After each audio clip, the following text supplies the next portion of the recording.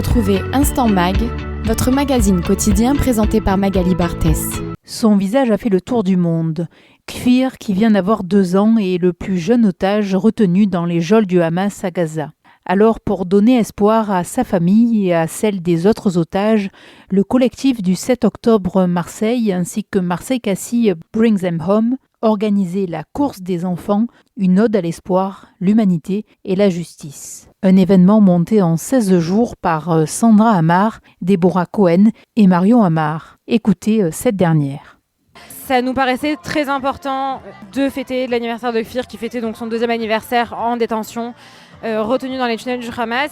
Il se trouve que sur les 15 jours d'organisation, ça s'est chevauché avec les accords de cessez-le-feu, qui rend l'actualité encore un peu plus brûlante que ce qu'elle ne l'était déjà, avec un premier échange qui va avoir lieu aujourd'hui. On sait que les Bibas vont faire partie de l'accord. On attend et c'était important pour nous de se mobiliser aujourd'hui pour Kfir, pour Ariel, son frère, ses parents et évidemment pour tous les otages. Vous mobilisez finalement la jeunesse autour de ça. C'est un peu lourd, mais de notre côté, ça permet de tisser des cohésions. Généralement, les événements sollicitent et mobilisent beaucoup les adultes. Là, dans le cadre de l'anniversaire d'un enfant de 2 ans, on avait envie de mobiliser la jeunesse dans le sens où les enfants, c'est vraiment l'espoir, c'est vraiment regarder en avant, pas quelque chose de trop lourd parce que la situation est déjà angoissante. Et au final, l'un dans l'autre, de mobiliser les enfants, d'avoir des enfants qui courent, qui chantent et qui dansent, cette insouciance fait du bien, cette légèreté. Née au Liban en 1964, Ara Khatchadourian, qui multiplie régulièrement les défis sportifs pour la paix, a naturellement été choisie comme ambassadeur de cette émouvante course des enfants. Marseille-Cassis, c'était pour la libération des otages.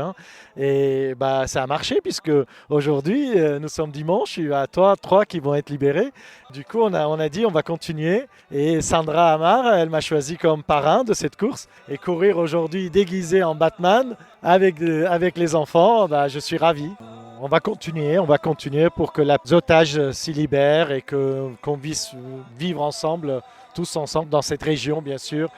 Pour la présidente du CRIF Marseille-Provence, Fabienne Bendayan, il est important de maintenir la mobilisation intacte. Je crois effectivement depuis le 7 octobre dernier, on a multiplié les événements pour essayer justement d'éveiller les consciences sur le sort de ces otages de cette organisation terroriste barbare dont plus personne ne parle.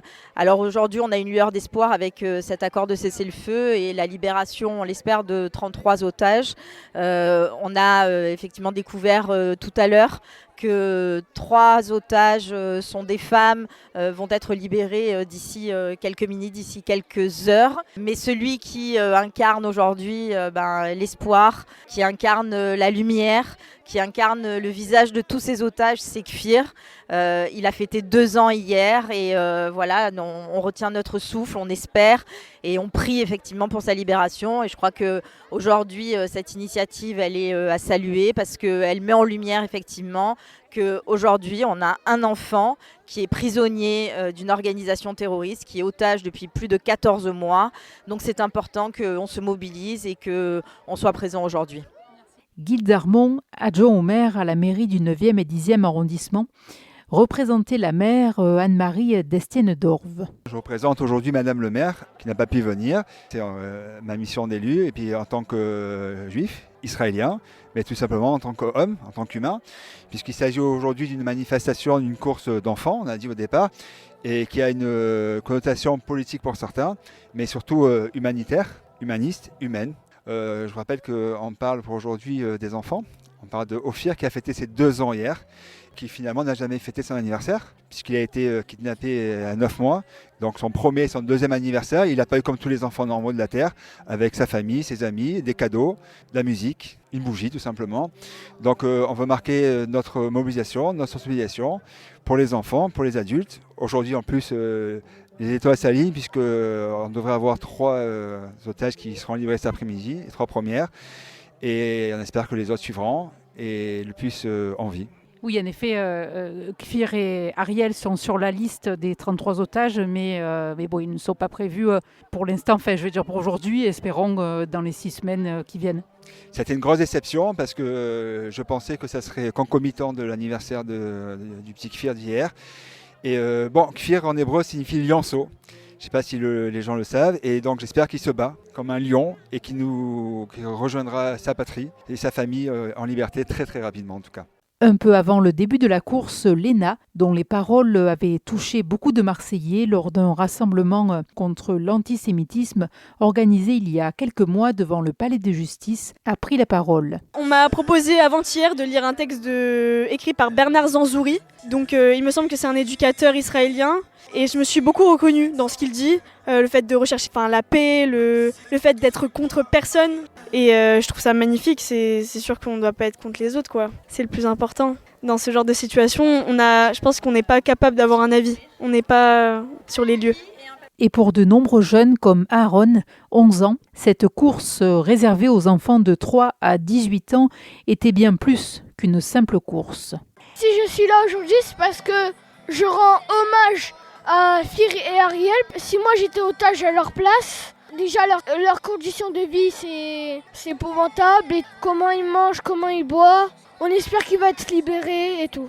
Léa fait partie des éclaireurs israélites de Marseille et puise dans ces moments pour aller de l'avant. Il y a des petits, il y a des très âgés et tout, ça nous renforce.